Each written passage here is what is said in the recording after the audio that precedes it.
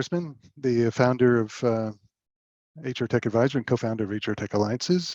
Welcome, and your MC for the day. And my guest co-presenter here is Tim Hughes, the Global VP, Strategic Partnerships and Programs from Beamery. Welcome, and I believe that's a new role for you, relatively new, Tim.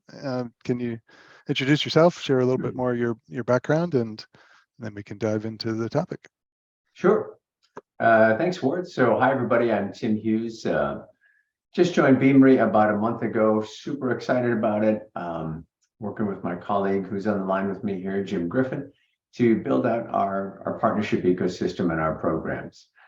So my role is going to be focused on building our relationship with one of our largest strategic partners, which is Workday.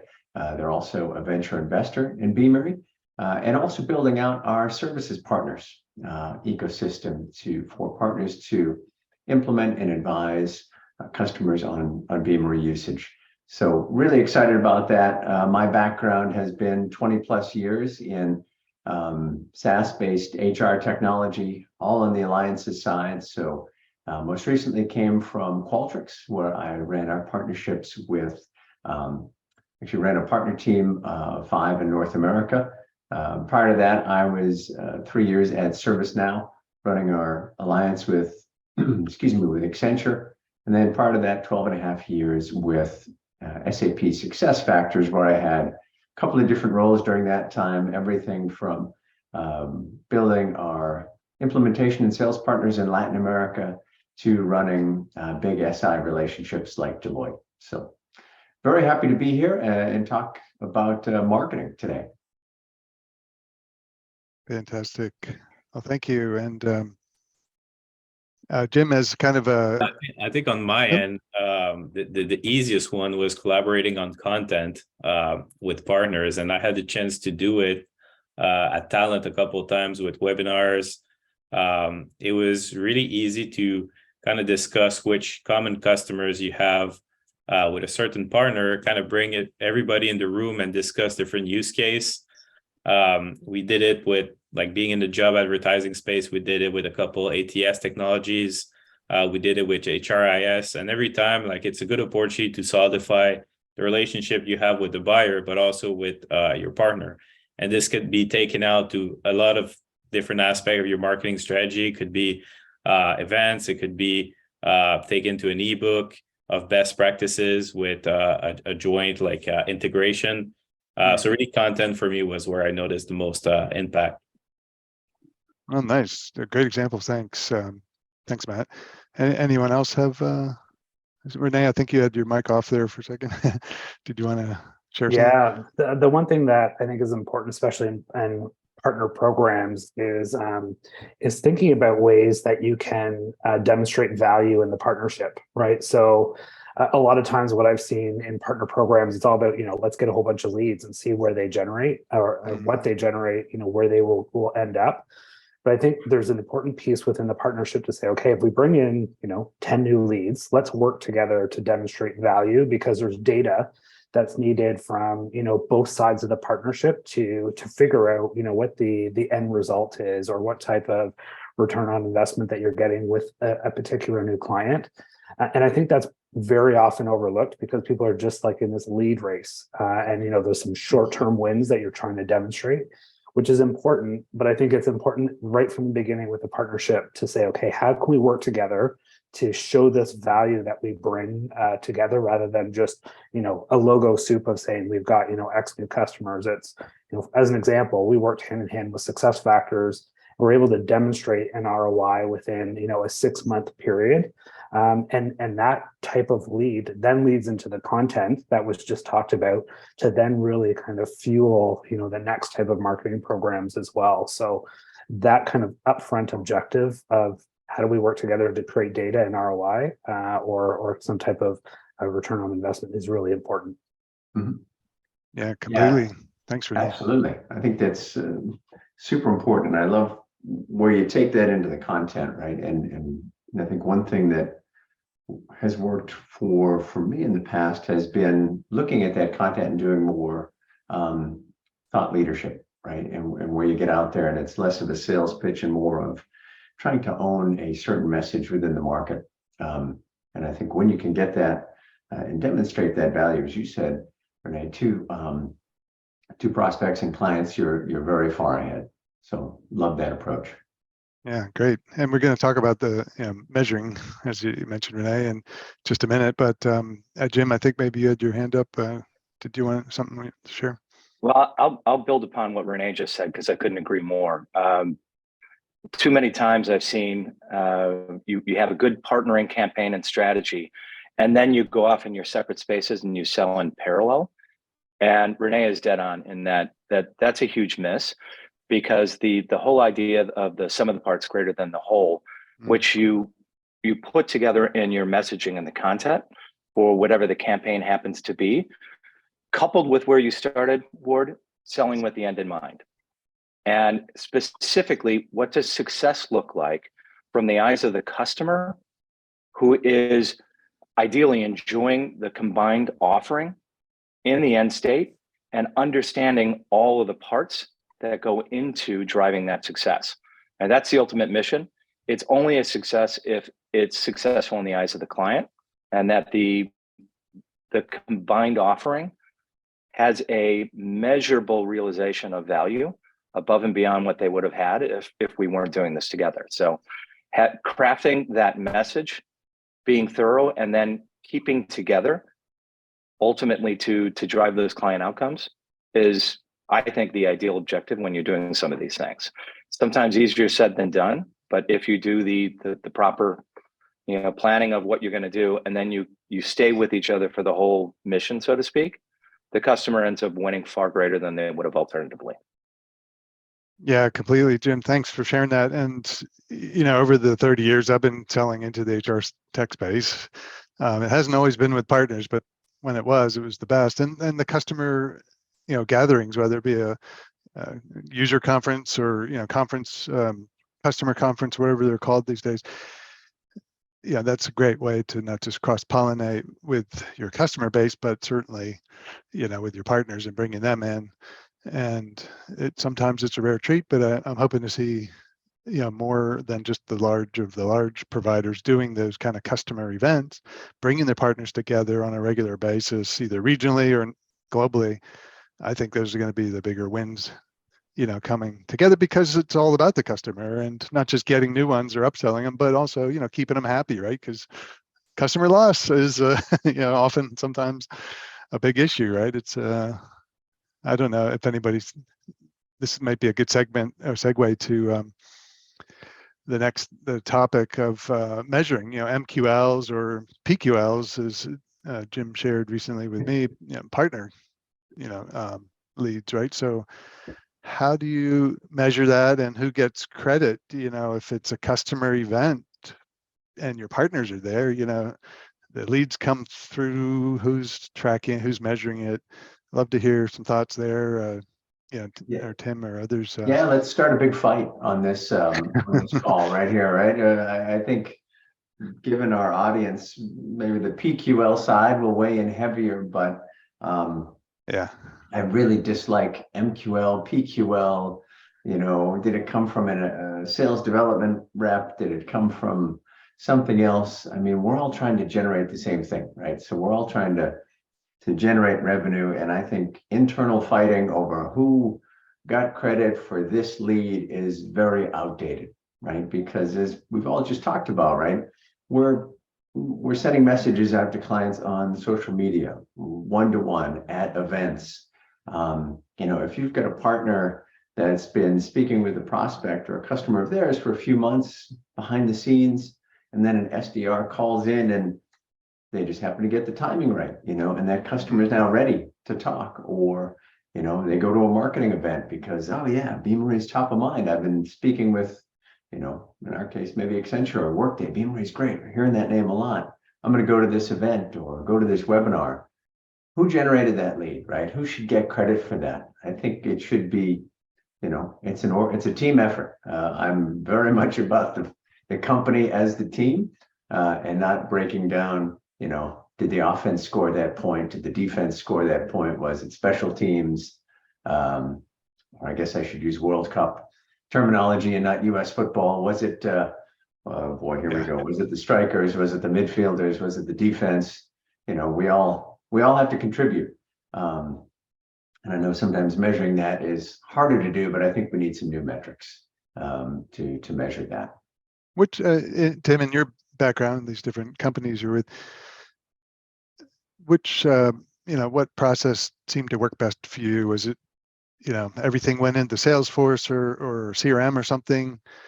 Who was driving it? Was it sales? Was it marketing? Was it, in case of partner leads? Was it the same funnel, or, do different groups have their own tracking and then you compare? What would you see seem to work best so that stuff doesn't fall through the cracks? Because at the end of the day, if a lead's a lead, then you don't want to get lost in marketing's, inbox or vice versa, right? Yeah, so it's funny you say that word. I'm laughing because every company did it a little bit differently. Everybody seemed to have a shadow system for the alliances team to measure their impact. In general, all the leads went into Salesforce because they all had to funnel into sales, right, to get followed up on appropriately. But everybody had their little shadow systems for tracking that, and we could never really agree on, or we would always fight at the end of a quarter over, well, was that from marketing? Was that from the SDR? Was that from partners? Because we all had different metrics and everybody had different goals that they had to hit. So, I would love to get rid of that shadow system and just get everybody on one unified set of metrics, but I still haven't got to that golden one yet. So I'd love to hear from the audience about what they're doing and how they might be doing it differently. Yeah. Any thoughts from the audience? Have you figured this out? Because I sure haven't. I would Tracking I'm open success. to any new ideas. The wisdom of the crowd here. Maybe one idea from my end, Tim, and something I've seen happening is, instead of splitting the leads and try to assign it to a different team, is kind of assigning the revenue, because with the tools that we have like Marketo, HubSpot, Salesforce, there's like the weighted average definition of attribution, and that allows you to really take the leads, and based on the different touch point from different teams, you split the revenue in the end. And you could say, okay, well, partnership that had that many touch point, and then marketing had that many touch point, and that's the SDR team. And then you can take a small share of the revenue associated. And I think this is, I'm not saying it's the best way, but it's the one that avoids the most conflict, I would say. Okay. So Matt, if I can play that back, just so you've got the tools now where you could say this opportunity came in and it's had 3 touch points from the SDR, it's had 2 from marketing, 1 from partnerships. So that's 6. So we'll divide the revenue here by 6. So I'll just use 1.2 million. And then you give each of those shares $200,000. Is that the way that you're doing it? Yeah, pretty much, because other things that I've seen is like last touch and first touch, and that is pretty difficult because I think you had a good example where an SDR steps in, he had the good timing, but then the marketing campaign was nurturing the entire process. There are partners involved, events, and then the SDR calls last and it gets taken away, right? So I think the weighted average, and I've seen it in a couple of tools, but when you're able to just take that revenue, split it to the number of touch point, I think it's, in my opinion, makes it a bit more fair. Okay. Have you seen, not that anybody would ever do this, Matt, but have you seen anybody gaming the system where the SDR says, I'm going to send in, 6 more emails to this customer to make sure I get 50% of the lead and not, and not 20%? Of course he has. Yes. Without a doubt. I don't have an answer to this, Tim, unfortunately. Maybe you can very cap the number of touch points. Matt, I don't know. Matt is considerably more diplomatic than I am. Of course he has, in so many different ways. And it's human nature to a certain degree. I would take this one step further. What is the value of splitting the baby? Because it's all of crediting. That means nothing in the end for the organization, because it is almost a worthless effort in the scheme of beyond drivers towards how people may get variable pay, which is critically important, of course. I'd argue there's got to be a better way than going through this arduous process of impact. I think Tim said it, and I'm going to take that as a regular takeaway. There are so many touch points, and sometimes it's 3, sometimes it's 23, but it's arguably additive, and that suddenly you hit that inflection point of critical mass in the potential buyer's eyes. Hey, I now have my complacency has been disrupted, and I now realize I have a problem or I have an opportunity, because there's no sale unless 2 things happen. This is a truism in my career, and I think most of it started in sales. And unless something is visibly, measurably broken, or unless there is a level of growth that my organization can't keep up, unless we add something that allows us to stay apace, there is no sale. So one of those 2 things has to occur.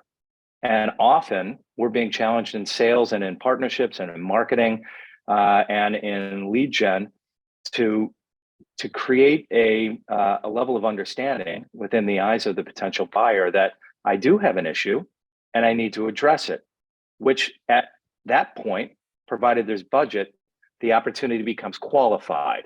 And that's a key indicator of, all right, now I need 4 qualifieds, generally gives me 1 closed sale in the SaaS HCM business that Tim and I live in. So I think that's a critical element. Depending upon their level of complacency, so to speak, it may take 23. They may already know they have a problem, but they don't know how to get budget. That may be 5 touches from various people, each giving iterative information of how you create budget in context of this realization of a problem. So all of those things must happen. And when you lay it out like that, it sounds very complex, but it's the process for which each buyer or organization gets there is different.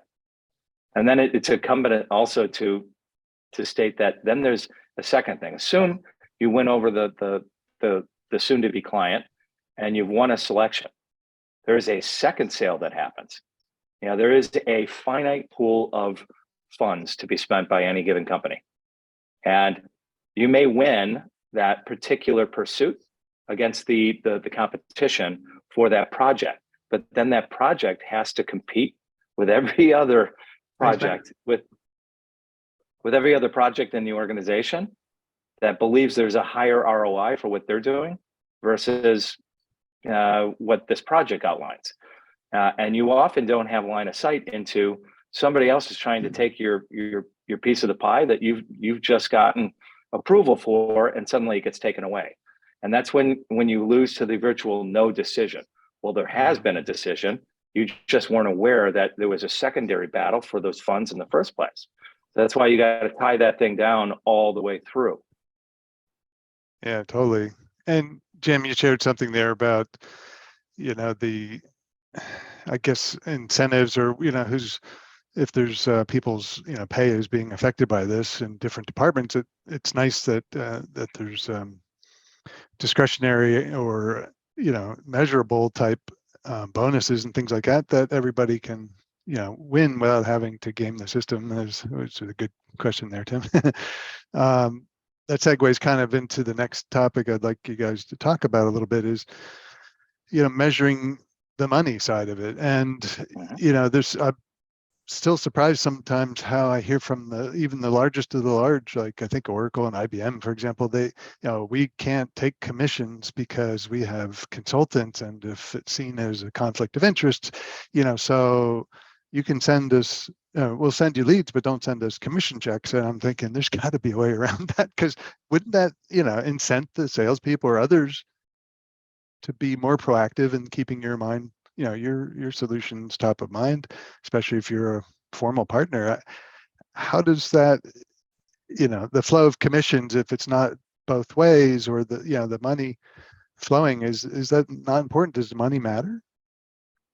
Oh, money matters, Ward. It matters a lot. Yeah. And in this partnership game, I'm sure everybody on the phone would agree with that. I think I kind of split it out in 2 different ways. So we've got some partners that are very open, right? So I'll use my own example. I manage Workday. Now they don't have a program yet in place where they can, for example, resell a partner product. But they're moving in that direction, right? SAP has a great program, both the solution extension and their, the program off their app store, endorsed apps, allows them to do that. And that's been very successful for them. So I think we'll see more and more software companies and ISVs moving in that direction. For the consulting companies, it's going to be for me, it's been creating this virtuous circle, right? Where we may not be able to give them a 10% referral, but they're going to get a $2 million implementation project by introducing Beamery or ServiceNow or SAP SuccessFactors. So if we can get that up and running, it becomes very beneficial for them to get involved in the sales process, right? Because they want to win that work, and they get a big team. Okay, now they've got 100 people that are certified. They got to start finding work for those people, right? As projects complete, and they got to keep them busy. So that's what I mean by the virtuous circle of us building each other's businesses and kind of creating a flywheel that once you get it going, you have to keep that momentum going, right, in order to grow. Right. And Tim, I'll add to that. So at the very root or heart of any partnership, everyone does what's in their own self-interest and in their organization's self-interest. So when you craft the partnership in the right way, with the outcome in mind, Ward, you were right in saying that right at the beginning, because if you're looking at a partner for strategy, you know what their win is. And the partnership should be aligned to an old term, but shared success. Otherwise, if you're just myopically focused on your own wins and how you're measured, first thing that we do, and Tim is absolutely right, you can't do this without a business plan, a partner business plan, because if you state that we're each going to have an incremental $2 million because we partner annually, we have tracking mechanisms, you'll know, but if you only focus on yourself and you're selfish in the partnering activities, it's going to die. It's not going to be effective, and you start losing that goodwill. Guess what? You don't have a partnership without trust and goodwill. So you continuously have to keep the partner's success and their outcome top of mind as much as your own metrics and what you're trying to establish. So coming back to they do what their own interest is, find out what their target is on a per partner basis, and you make sure that they're hitting their targets. And you have a agreement with them that they're doing everything within their power to do the reciprocation. Without that, you don't have an effective outcome. That's the key then. So my example was that sometimes they can't take a commission directly, but what is it that they want, right? And they want to win the consulting business, or they want obviously to sell their software, or whatever you can do to help them get into deals and quid pro quo. My tongue doesn't work that way, but that could be, it probably is better than any kind of commissions that could be paid, right? Because that's where they make the big bucks on their own software, their own implementations. Gordon Gekko said it best, Ward. Greed is good. Gordon Gekko said it best. Greed is good. Greed works, but it's only when it's mutual greed, right? You both have to be greedy for the same goals. If you're each individually greedy about your own little pieces, it won't work. So that's why I'm such a big believer in that joint business plan. So let's talk a little bit about one of the other topics here on the list. The MDF, and I think SAP calls it BDF or something like that. Is that how does that compare to straight referral commissions and things like that? I mean, to have, whether it be contests or prizes, with your partners, it's great. I remember years back, HireRight was a partner with HR Smart, and they wanted to throw prizes as and just make it fun and visibly rewarding, if you will, and amongst your peers, especially if you win the contest. And that also has an element of motivation and focus. And then marketing development funds, where if there is success and there's a additional money that maybe you couldn't get into your budget, you can use from that success to do more with your partners, like share a booth at a conference or whatnot. How much do you think that really helps keep the wheels of a good collaborative partnering initiatives and marketing programs? How much does those kind of things help, the rewards and MDF and things like that? I have some pretty strong opinions about that, but I think I want to pause and hear from the audience here, because I bet they do as well. I don't want to color the comments based on my opinions, but Rene or Elpida, what do you think? And MDFs and BDFs, have they been valuable for you or good tools for you and your partners?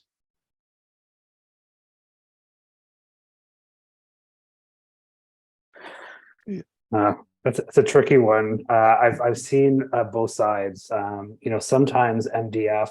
I've been on both sides where I've provided MDF to certain partners, and I've also been the recipient of actually, working with funds that I've received from a partner. I find sometimes they're just way too limiting. Right. There's just certain things that you can do with an MDF fund, as an example, where, it can only be used for certain activities. And if those activities just don't make sense for the business objective that you're trying to, get to, like, for example, you can only use it for digital marketing activities. Well, if that's not something that you want to do, and you want to, create a thought leadership content, or you want to host an event, or, something like that, then sometimes the MDF funds are a little bit too restrictive. So I find there needs to be some flexibility with the MDF funds that are tied back to the business case, which you've talked about. That's when it's successful. But if it's limiting, that's where I've seen, then you're kind of in a way throwing some money away, because a lot of times it needs to be, it's either 50-50 compensation, or it's a 70-30 split. That's where I see it. It makes sense. But for me, the success always comes back to what's the joint objective that you're trying to do, the business plan, and then create that plan to achieve it. That's where I see the success happening. Yeah, I'm in agreement with you on that, Rene. I think MDFs are an interesting tool, but really, I like let's build a plan, and okay, we want to invest in these 5 things. Okay, we think that's going to generate business for us, so let's both mutually invest in that, right? If we creating MDFs and it's a little bit of, Jim called it, the Ponzi scheme on there, but maybe a little bit of funny money, right? Where, okay, if you generate $1 million in ARR for us, we'll give you 10% of that back in MDF funds. I'd rather just say, we've got a great goal here. Let's spend to get to that goal. If we don't achieve it, we're gonna revisit that. Same way you would do with a regular marketing plan, right? With your own sales organization. So absolutely, I'd say the one thing. Yeah, I was going to say the one thing where I see benefit is a lot of times in that partnership, it's access to a database, as an example, right? So coming from, where I previously was working for more of a scale-up startup HR tech company, we needed to expand our network and kind of grow into new markets. So partnering with somebody who had a sizable database and could partner with us to send out, messages on our behalf or in the partnership, that's where there's some great value. And that doesn't cost money potentially, right? Like that is now, joint social content or joint email content. And there's a reciprocation of that as well. So there's something that can be very beneficial on the data side as well, which I think is really important. Yeah, so go ahead, Jim. I'll add to that, Rene. You're right, because I think that MDF only works when you've got a unilateral partnership, meaning you've got a big player such as SuccessFactors, and they do this somewhat effectively. But it typically is for those emerging organizations.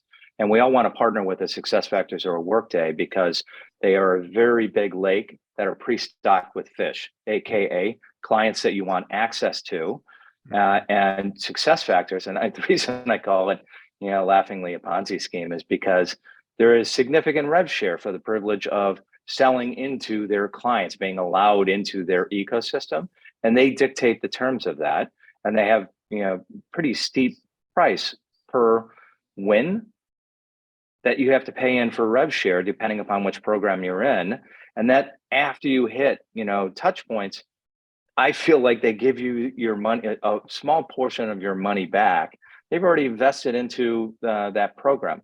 I'd rather see lower rev share on a deal, and per Tim's point, a shared investment on cooperative marketing or campaigns towards shared outcomes, where it's one-to-one and you're climbing that hill together.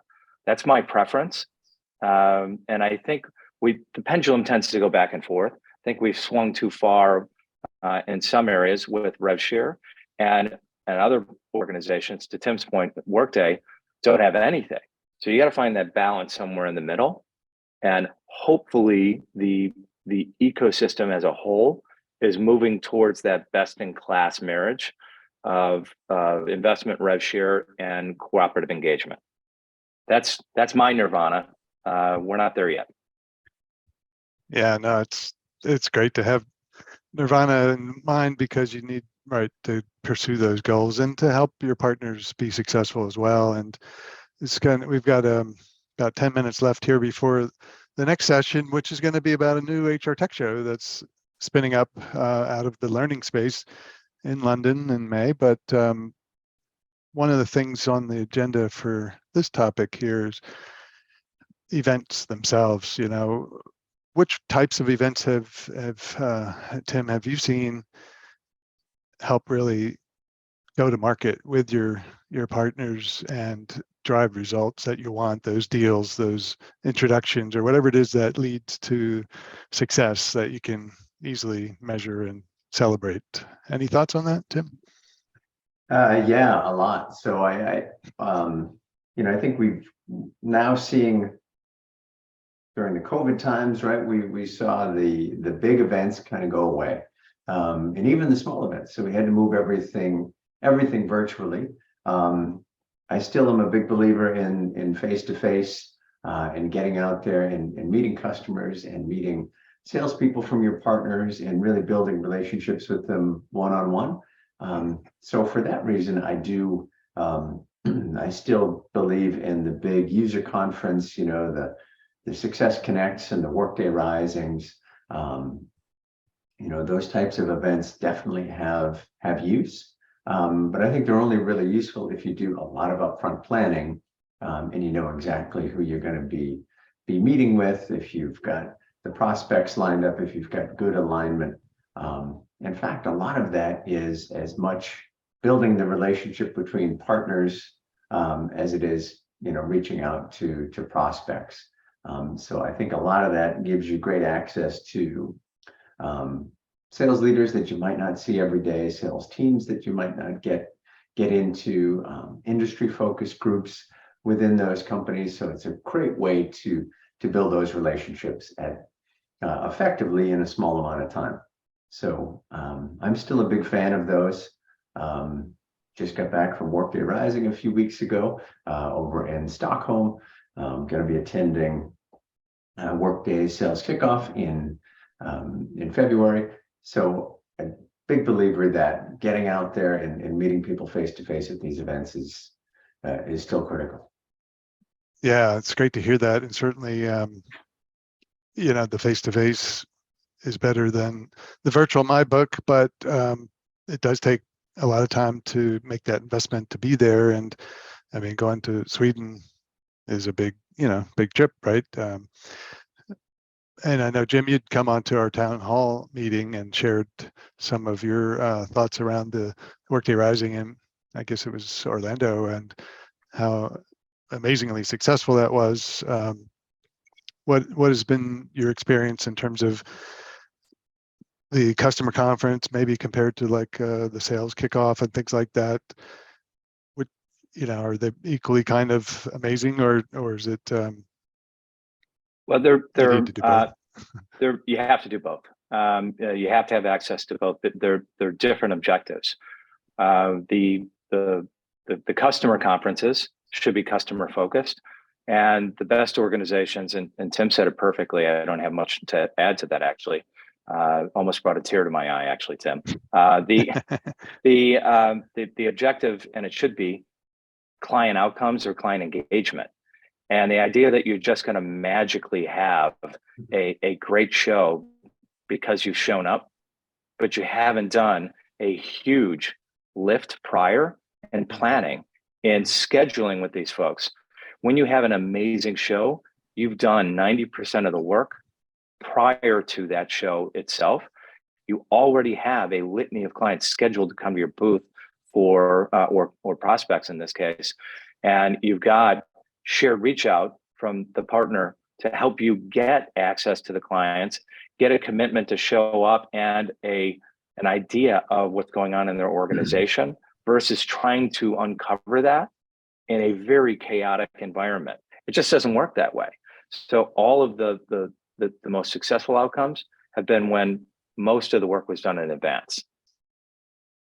Good point. Great point. And I guess that would apply to whether it be a virtual or, even, a webinar, just kind of get your ducks in a row and be prepared. And that's, I know on behalf of the HR Tech Alliances community, that's a big goal for next year as well, to help everyone connect the dots before, which partners are going to be where, and, being able to import that list, for example, into Reveal from our platform so that you can quickly see, oh yeah, I forgot about those partners. They haven't delivered much lately. Well, here's your chance to, like say, Jim, plan for success and, have a call with them and say, let's compare, customer lists and invite them to a dinner or something, right? Let's move forward. And sometimes the MDF might help with that, right? If you can use it to pay for a dinner, if that's allowed, or maybe a pre-event webinar, something to help feature your collaboration and get those common customers really paying attention to what you can do together that's special. And that's a exciting goal that we have for next year. And maybe we could wrap up with that. I know, Jim, you're kind of still stepping into this new job, but not Jim, Tim, sorry. Looking at, budgeting and, getting support, both people and money. And Jim, you've been growing the team, which is why certainly Tim's on board. But where do you see next year, maybe in the year after that, in terms of making that happen for you and your partners to make sure that you're properly staffed to support them, and hopefully they're also properly staffed to support you in the collaboration, right? Yeah, I think I think those things are definitely going to happen. And the way I look at it is getting alignment with the organization up front. So, the Alliances team can do a lot of things. I almost look at us, this is a strange analogy, but work with me here. I almost feel like we are great financial advisors to our customer, who is the company, right? And we've got a lot of different tools that we can use to help them hit their goals, whether it's financial advisor could recommend bonds or stocks or ETFs or REITs. I won't even say crypto, but they could recommend crypto if you're like that risky stuff. But, a lot of different tools that we could use. Alliances teams can be the same way. We can help the company get to whatever goals they need to get to with a lot of different tools. But we need to show the business case to get there. So for Jim and I, it's incumbent on us to show the value that we're going to bring to the organization, how we're going to help them achieve those revenue goals, how we're going to help them achieve, lower cost of services by bringing on partners, and what that's going to mean for the organization. So I think that comes from careful planning. It comes from delivering the results that you have outlined. And as we prove that success, I think we will have hopefully a lot of assistance within the organization to budget successfully to do that. Yeah, I love your comment there, Tim, about saving them money, right? If they don't have to try to build what you have, or to talk to the customer about how your solution really will drive their results, they can save a lot of time and staff. They don't need to staff up to be able to tell that story. They just bring you in at the right time on a, on a deal flow, right? And that's how the collaborative selling, co-selling, and co-marketing can make a difference. But I totally forgot about the benefits of what you save from it. It's not just about more and more and more. It's also you have to do less, and that has value, right? Everybody's busy. Yeah. So that's great. Thanks for bringing that up. For a growing company like Beamery, if we can look at, we get requests from partners, from customers. Everybody wants our product to go in a slightly different direction, right? And we can't do it all. We have to stay very focused and very much within our development budgets. So how can we extend? How can we get to groups of customers in an industry or of a specific size or geography without, doubling, tripling our investment in product? The way we can do that is through partners. So I think that's one of the things partners can bring, helping extend that product, helping us get into new markets that are beyond just that typical sales and lead generation function that we always think about. Yeah, that's great. Any closing thoughts around, getting the resources needed to drive your plan and getting the helping your partners get similar types of resources? Yeah, I'm tips. think the closing thought on that is, you got to deliver, right? So if you put together that careful plan with your partner, then you deliver on it, or even better, over deliver. One of my great mentors, who happens to be on this call, always taught me that you set a very smart goal and then over deliver on it, right? As opposed to setting a really eye-catching stretch goal. And doing that really builds credibility, right? And it helps you to ask for that next thing, and it gets people to believe in you when you say, "Hey, we did this with partner A, now we're going to do it with partner B, and I need staff, I need people to be able to do that." So for me, it's all about setting those goals and achieving those results. Yeah, and then not trying to do it with too many partners at once is probably also a good idea, right? Sounds like what you just said. Don't with spread yourself too thin and try to do it with 20 partners at once. Do it with 2 and prove that you can do it. And that will, I think that's going to make your next step a lot easier. Less is more.